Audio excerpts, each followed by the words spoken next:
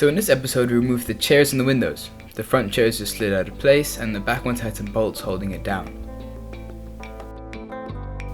Once the seats were out, we removed the windows. All had the same principle. Remove the rubber, then the plastic that holds them in, and carefully pop the windows out of place. And lastly, washing them to make them shine like new.